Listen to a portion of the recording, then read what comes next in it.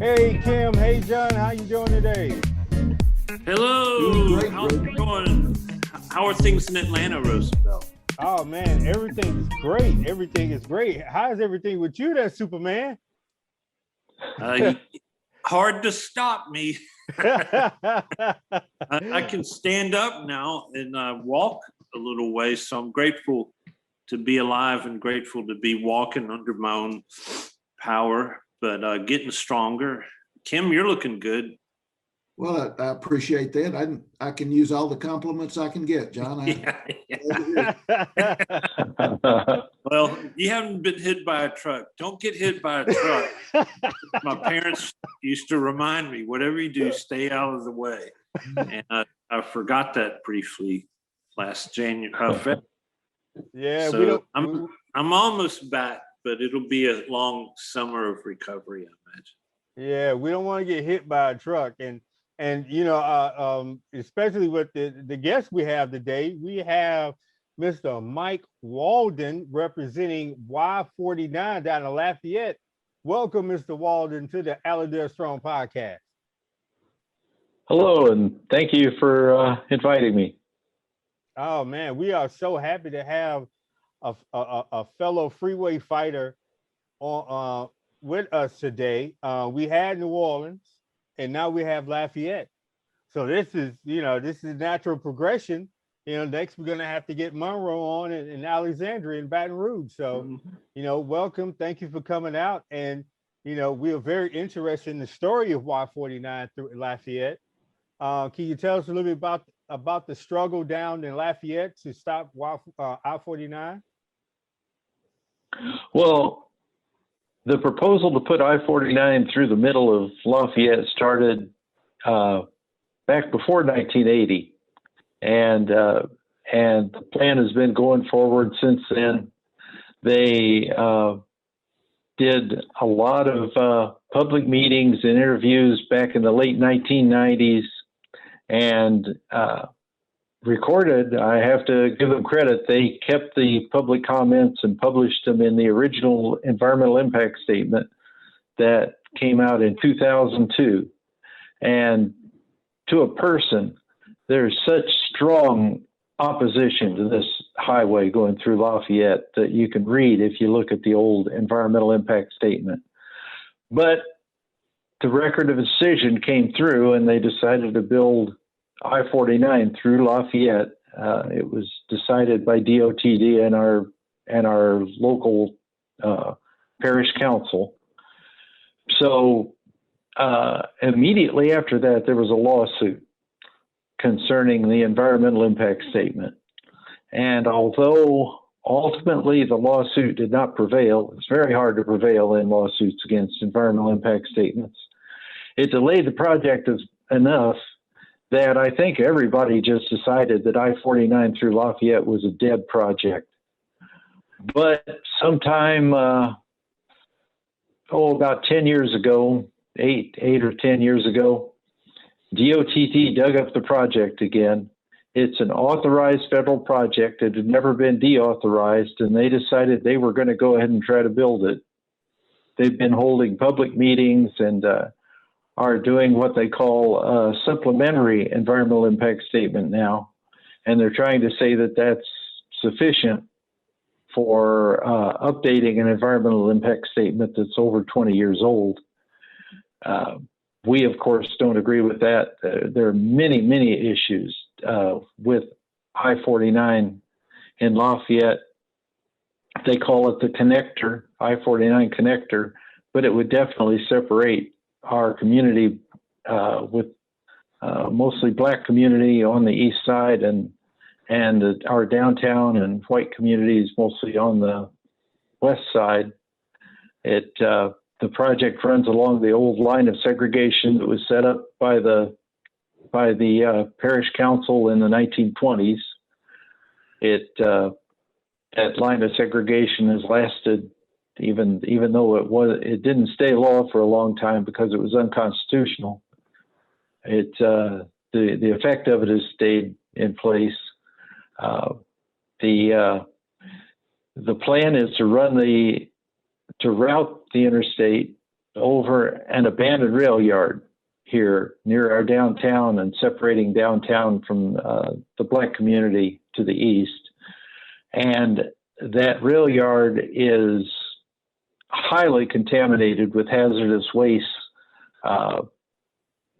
asbestos, lead, mercury, EDC, which is a solvent that was used. There's so much EDC that if you bring up a groundwater sample from just below the ground, the EDC separates out as a separate layer in the water sample. Oh, wow. That's how much EDC. They used a lot of that cleaning solvent when they worked on the old trains here, and the rail yard started in the late 1800s. So they had a lot of time to dump a lot of cleaning solvent. And back in the day, the way you got rid of it was you just put it in a hole. Wow. So there's just huge amounts of every pollutant you can think of. There also apparently there was a train wreck with the derailed tanker cars that were damaged badly. So they just buried the cars there along with all their contents. There were fuel spills. Apparently fuel spills were very common in rail yards. There's asbestos because asbestos was used in steam trains. Just a list of about 40 different hazardous toxic chemicals that are out there in that rail yard. And the plan is to put pilings through that down into our drinking water aquifer to support an elevated highway going over the rail yard. Our city's drinking water source is about 1,000 feet from the rail yard. So we are very, very concerned about contamination of our drinking water from driving pilings into our drinking water aquifer through that rail yard. Those are the issues that got me concerned with my engineering background and water quality background.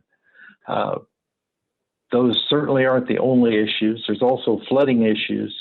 DOTD, as far as flooding, just says, well, we're going to drain the highway, and drainage is what they do. They don't do flood management, they do drainage. But that drainage is going to go into our community and flood our community. And there's been no analysis to show how much that impact is going to be. And they do not intend to put that kind of analysis in their new supplemental environmental impact statement.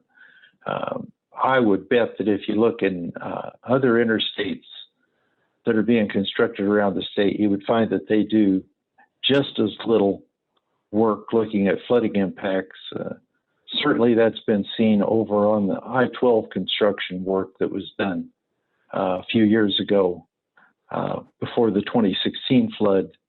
And the city of Baker actually sued the DOTD over the flooding that the I-12 work they claim caused in Baker.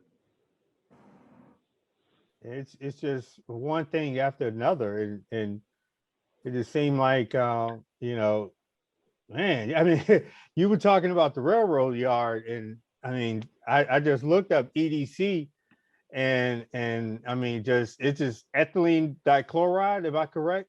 Is EDC? Just so everybody understand what EDC is.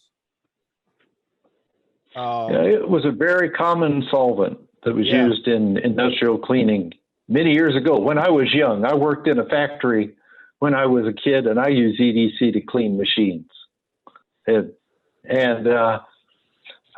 they gave me gloves, but the fingers kept falling off the gloves. And I asked them to buy me. So I didn't work there long. Oh my God! But and the same way as there on the rail yard, when I was a kid back in I guess this was the 60s, there was a hole back behind the factory, and we would dump the EDC once it got dirty down in that hole, and it certainly was contaminated groundwater there at that factory, and that's just what was done at the rail yard here for 100 years. Oh my God. Yeah. It seemed like a rail yard should probably be called. What was it? I think they call them super sites when they have huge amount of contamination. But that just, man, I mean, and already we've already gone through the contaminations that happen at the oil refineries, at the chemical plants that line up and down the Mississippi River. And then the way you said that, the DOT is, they're like, hey man, we just build a road. What happens afterwards? That's beyond our scope. Yeah. Well, that's an issue that we share with you, Mike, is that we see that the DOT and our MPO up here in LCOG, what they're looking at is not nearly adequate to capture the overall impacts of the road. And then yet whatever they're looking at, they can rationalize some kind of huge economic impact that considers none of these other consequences that are so important for the communities that they're running over. Yeah, it just. Yes, that's that. Go ahead. I'm sorry. Oh, well, that certainly seems to be what they do here. They've got incredible estimates of how Lafayette is going to grow. To justify the highway, they've made projections of population growth here that's supposed to give us 100,000 vehicles a day using this highway. The growth rate would make us grow the way Austin, Texas was growing back 10 and 20 years ago. That's just not going to happen. That's just a ridiculous assumption, but it makes the economics of the highway seem better. So that's what they do. Yeah, it's really just a bunch of lies. And it's so sad that our leaders are captivated by those promises. And I know in Shreveport, you can actually see that the damage that's been done previously. And you just have to wonder, were these same kind of promises delivered in previous cut through or connector type projects through Shreveport? So it's distressing, really. Yes, one of the reforms that some people have asked for years from the Corps of Engineers and from other organizations do planning like this is that a very small portion of the budget be reserved to follow up and see if the projections for economic development and benefits that were made before the project actually are seen after the project. That's never checked. And I think we would learn a lot if we did look at the projects that have been done and see how many of those benefits really were accrued. I'm glad to hear you. Well, I'm not glad to hear you say that, but it's a reality that we've encountered in our work in Allendale Strong is, it appears that nobody's ever checked the outcomes or the promises made. And we hadn't found anybody that's ever done that until, I guess, what is it, John, at UC Davis started doing? The Institute for Transportation Studies at UC Davis says it has the converse is true, that has the opposite effect, makes things worse. There's 11 cities like Shreveport that are along I-20 and have a junction with another interstate, and the majority of them are smaller than Shreveport. So we would have a cut through that connects, that forms a junction with 49 and 20, and the promises it'll make us huge, but it looks like it hasn't done that for Jackson, Mississippi, or any of the other cities along I-20 that enjoy that same junction. I'm curious, do they ever mention when it'll actually connect to 49 and go to New Orleans like it's supposed to? Because the things we hear is that we're the only ones holding up connection between New Orleans and Winnipeg, Canada by interstate. And I know it doesn't go all the way to New Orleans yet, and it doesn't go from Texarkana to Fort Smith yet. And there's no indication that Arkansas is willing to undertake that expensive project of building from Texarkana to Fort Smith, Arkansas. So how's the project coming out of New Orleans? Have you heard anything? Well, they've been slowly building pieces of it, and so the highway is pretty good going to New Orleans. A huge project we've got, a huge problem that we have with I49 south of Lafayette is sea level rise and coastal land loss and subsidence. They didn't really consider that when they designed the interstate south of Lafayette. So some people believe that the highway may actually be impassable by the time they finish it because sea level rise and subsidence. It's not designed to run through open water. It doesn't have it's not designed to be a bridge, and yet it's really going to be running through open water in a lot of places if you wait 20 or 25 years, just by projecting the land loss that we have right now. But DOTD doesn't project that sort of thing when they do their plans. Amazing. Yeah, it just seems as if a lot of times DOTD just needs to build just to show their importance.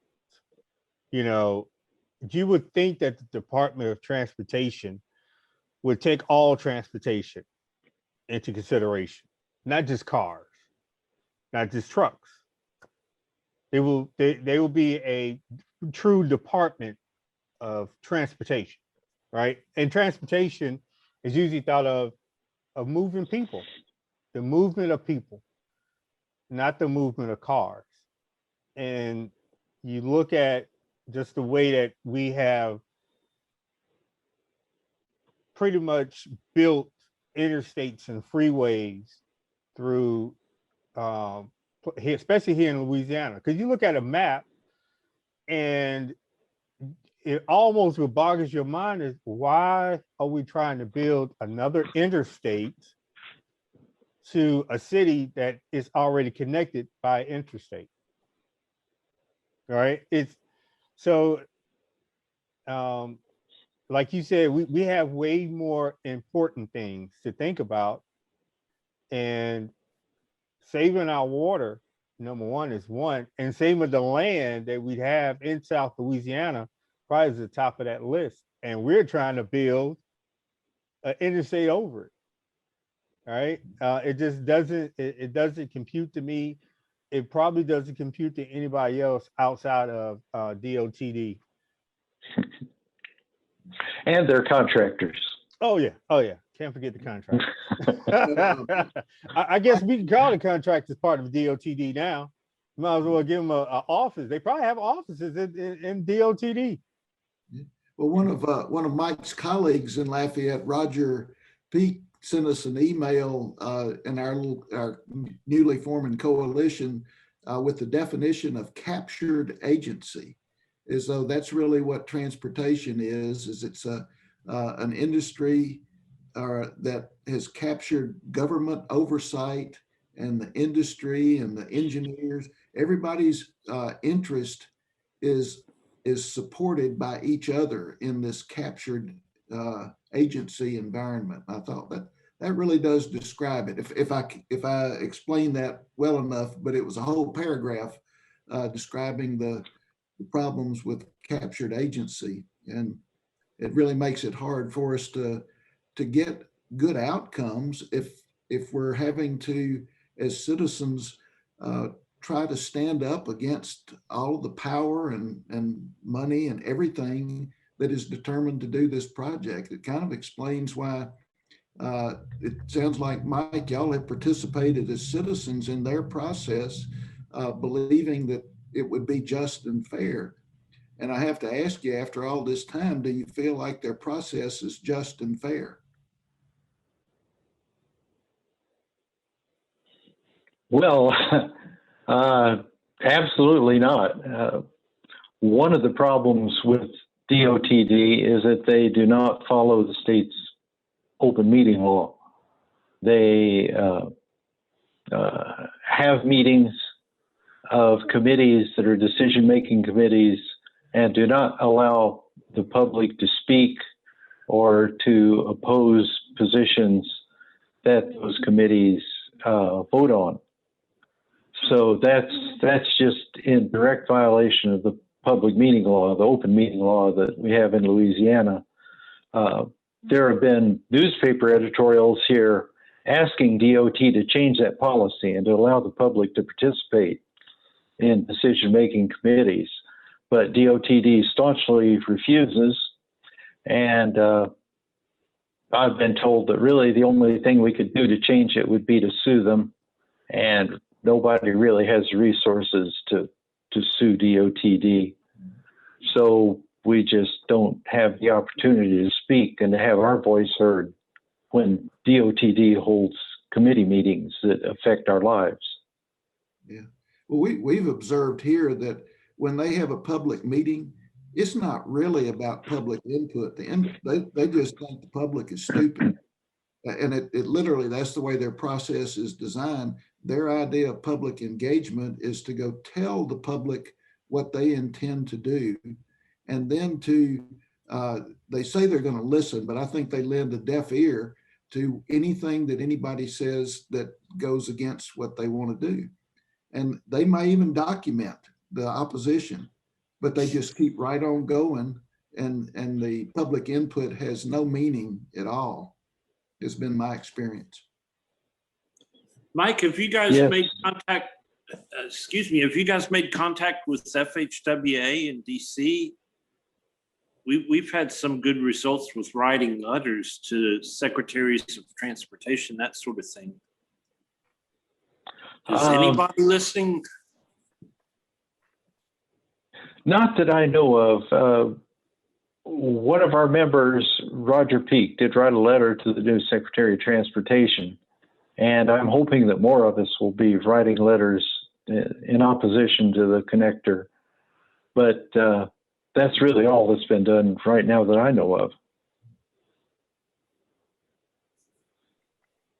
So how do you feel about the new administration's Secretary of Transportation, Pete Buttigieg? You have any comments on him, or are you just like, hey, as long as he's with us and not against us, I'm with it? Well, he seems to be an improvement. I'll wait to see.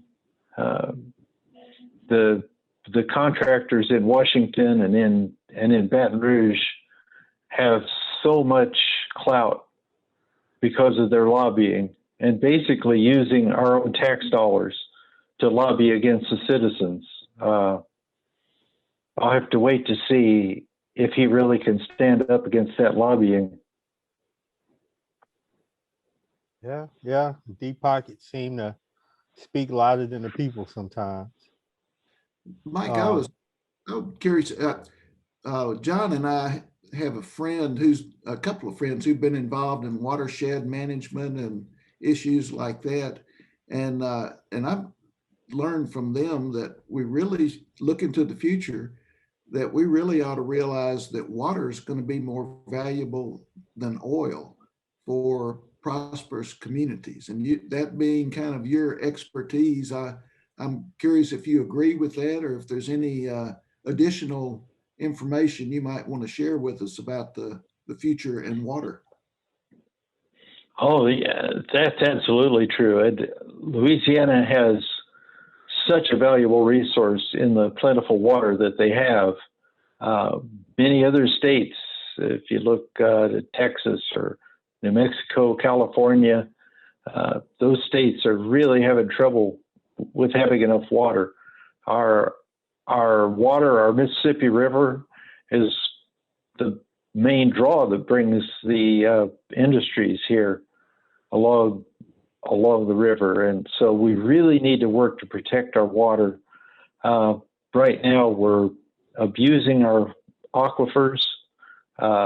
The aquifer here that we get our drinking water from in Lafayette has been recently dropping by about a foot a year. And that's an incredible rate of use. It's an unsustainable rate of use. So we're going to run out of that. It's the major use for it right now is agriculture around Acadiana.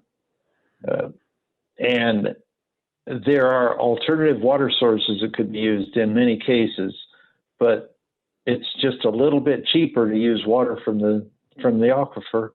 And so that's what's done. Same thing happens in Baton Rouge.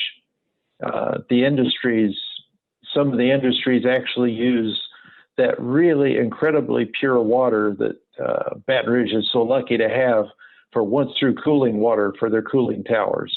And they run huge amounts of the water through the cooling tower, and then they don't even recycle it. They just dump it directly into the river because it's just a little bit cheaper to do it that way.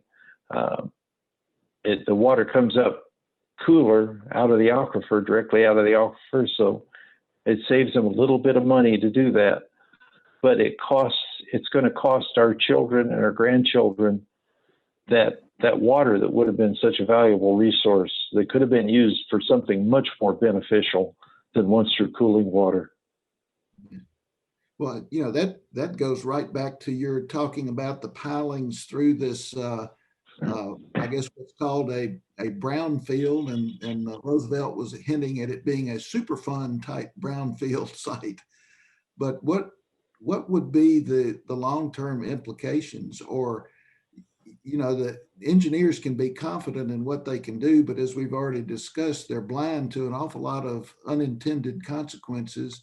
So any idea about the likelihood of, if they do that, what would happen and the consequences long term? Well, we had been told years ago that DOTD was really going to clean up the rail yard when they built I49. We were just told at the last neighborhood meeting that in fact they don't plan to do that. The area is currently classified for industrial use only by the DEQ, and they don't intend to clean it up any at all beyond that. The only cleanup that they will do is what they absolutely have to do to put the pilings in. And beyond that, they say they have no responsibility. So if you look at their website, they have pictures of mamas pushing baby buggies underneath the elevated interstate. And in fact, it's going to be an industrial waste site. And it's just totally inappropriate to talk about having any kind of public use under that interstate. Yeah, we get that too. Amy Stelly, our colleague for all of us in New Orleans, is saying, you know, come to Claiborne. You can see what the elevated road looks like. And then our hero and president of Allendale Strong, Dorothy Wiley, lived in Tremay and was there with the interstate above Claiborne. And she describes just people, homeless folks and others that are out there, and they'll be watching a television set under the freeway that is not plugged into anything. And then Amy talks about, you know, they use it for parking, all the fuel that comes through the highway that gets down where kids are playing. So how they can hold up a rendering and call it beautiful is beyond me. But what about the implications for the water long-term on Lafayette if they do that? You know, Flint, Michigan comes to mind, but what would that do to Lafayette to lose that water supply because it was really harming people or killing people? It would be very expensive. We would have to move our water wells and possibly move our water treatment plant, which is currently right downtown near the water wells. It would be a great expense to us if we had to move that treatment plant to a different location. The the contamination would probably take a very long time to spread for miles and miles, but it will slowly spread away from the rail yard and into the entire aquifer. One of the great dangers also is the fact that the water wells for the city really draw quite a lot of water. So there's a cone of movement of the water toward the water wells. The wells draw the water in the aquifer towards them. And unfortunately, that makes the probability of contamination even greater when you have those water wells there drawing the water that's potentially going to be contaminated by the pilings.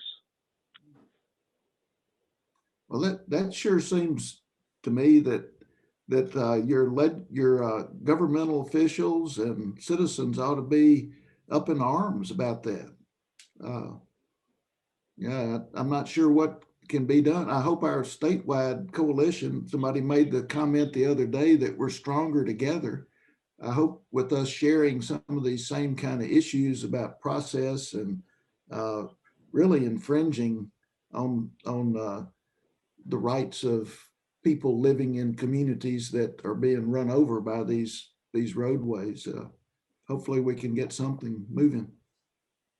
Right, and the air pollution is so horrible on 1,500 feet on either side of a highway that you really wouldn't want to bring your baby to a playground underneath an interstate. I doubt anyone will, but it's horrible for air pollution, like asthma in children is always up in those neighborhoods. And of course, they build it through the poorest neighborhoods with the least access to healthcare, and kids get asthma. There's reproductive issues for young girls and young women.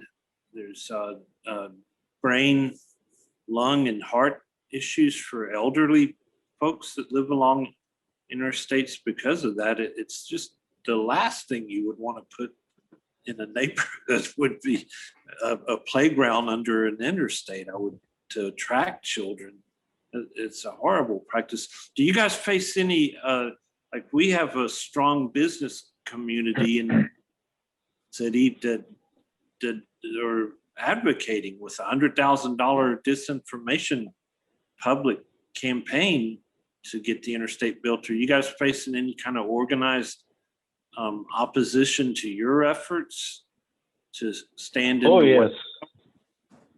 Yeah. Yes. A lot of the opposition has come through our Chamber of Commerce, opposition to our position. And the Chamber of Commerce is strongly in support of building I-49 through our city. Chambers of Commerce everywhere are kind of problematic. They're nonprofits, but they're not 501c3s. So we don't know, and you can't know who it is that's funding that they're lobbying for the project. We don't know if the railroad might be giving money to support this. We don't know if the contractors and the engineers who are potentially going to make money are giving money to the Chamber of Commerce. All the finances for the Chamber of Commerce are not disclosed because they're a business association and not a charity. Well, they're part of that captured agency that we were talking about. Yeah. Think about our community and the people that live in our community and how disruptive this plan has been for all these years, 3 decades now, that there's been a plan to put an interstate through our city. And that has meant that there is just no development. People don't want to buy houses in the proposed route. The price of houses has dropped along the proposed route because nobody wants to live near an interstate. I would ask if to just end this project